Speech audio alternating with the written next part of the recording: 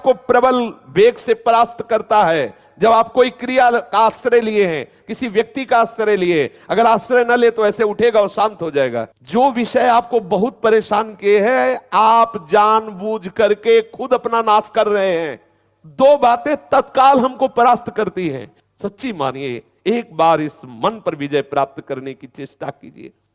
यदि आपके मन में काम आता है और आपने किसी से भी ऐसा संबंध रखा है, किसी क्रिया से, किसी व्यक्ति से, तो ये मन आपको वहीं जाके खड़ा कर देगा। मन जाके वही आपसे क्रिया कराने लगेगा। इसको सहारा मत देना, ये उड़ेगा, उड़ के फिर आपके अधीन हो जाएगा। जैसे जल जहाज का कौवा उड़ करके विश्राम जल जहाज में ही पाएगा, कितना उड़ेगा। अगर उसको कहीं कोई और जहाज या टापू मिल जाए तो वहां बैठ जाएगा। ऐसे ही आपका मन उड़ेगा, विषयों में जाएगा, पर आप कहीं कोई ऐसा स्थान ना हो, कोई व्यक्ति ऐसा ना हो, कोई क्रिया ना ऐसा हो जिससे मन को आश्रय दिया हो, फिर वो कर बैठेगा, वो वहां पहुंच जाएगा, वो वहां खड़ा कर देगा आपको। आश्रय न देना तो ये उड़ करके फिर आ जाएगा। बहुत सूक्ष्म बात है ये, आप देख लीजिए। काम तभी आपको प्रबल वेग से परास्त करता है जब आप कोई क्रिया का आश्रय लिए हैं, किसी व्यक्ति का आश्रय लिए, अगर आश्रय न ले तो ऐसे उठेगा और शांत हो जाएगा। यह अनुभूत विषय है, उठेगा और शांत हो जाए, धीरे धीरे धीरे स्फुरना फिर शांत हो जाएगा। हम क्या करते हैं, कोई न कोई क्रिया, कोई न कोई दृश्य, कोई न कोई व्यक्ति, कोई न कोई शरीर आश्रय ऐसा लिए हुए हैं जिससे मन हमको विवश कर देता है, और वैसी चेष्टा उस व्यक्ति के पास पहुंचा देना, वैसा दर्शन, वैसी बात मन फिर हमारे अधीन नहीं, फिर हमें मन के अधीन होना पड़ता है। स्वयं मन निर्विकार और शांत हो जाएगा, केवल तुम किसी क्रिया का आश्रय मत देना। यही गलती होती है, यहीं से हम भगवत प्राप्ति के मार्ग को बाधित किए बैठे हैं। देख लीजिए, यही हम बाधित किए हुए बैठे हैं। बिल्कुल सावधान हो जाइए। ये छोटी मोटी क्रियाएं करके अपने मन को आप जो विश्राम देने की बात सोच रहे, कदापि नहीं हो सकता। जब मन में वेग आता है तो ऐसा लगता है हम ऐसी क्रिया कर लें, ऐसी चेष्टा कर लें तो मन शांत हो जाएगा, फिर भजन करेंगे। बहुत बड़ी चूक है, वो आपको नष्ट कर रहा है, आप जान नहीं पा रहे हैं।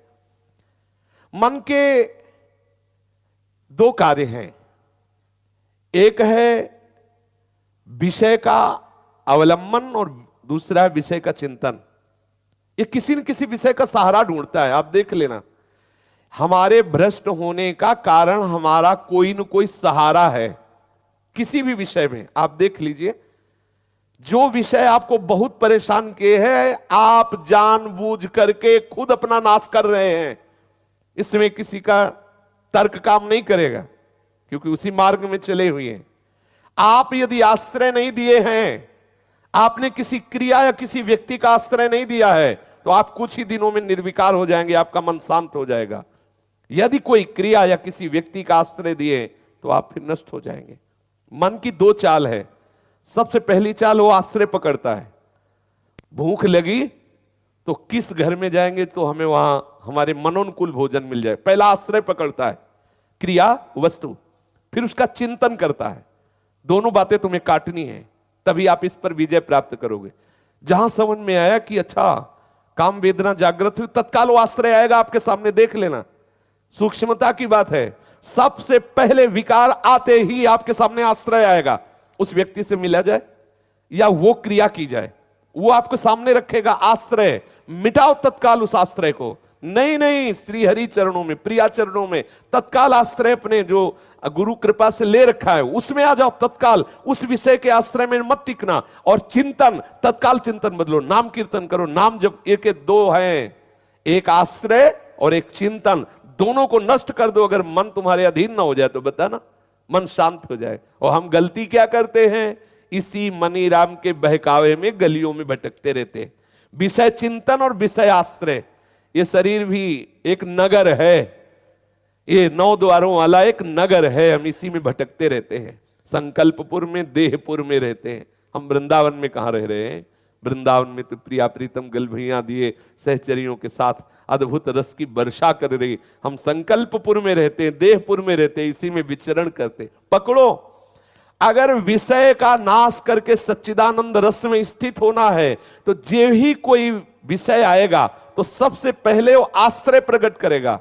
आश्रय नहीं है तो आप विकल नहीं हो सकते, आश्रय नहीं है तो आप इतने घबराहट से युक्त नहीं हो सकते।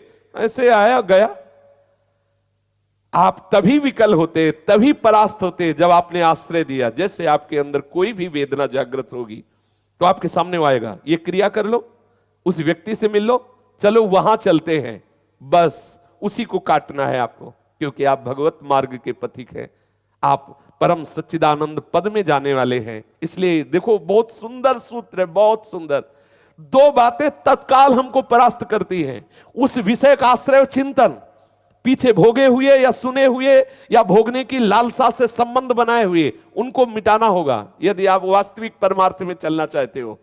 जहां आश्रय है, समझ लो ये व्यक्ति, ये क्रिया, ये वस्तु, तत्काल काट दो, उसे मिलो मत, उस व्यक्ति से संबंध हटा दो, उस क्रिया को कभी मत करो। ऐसा मानो मेरे हाथ टूट गए, बिल्कुल नहीं, बिल्कुल नहीं, आप निर्विकार हो जाएंगे। इतनी शीतलता, इतना आनंद कि आप नाचोगे एकांत में।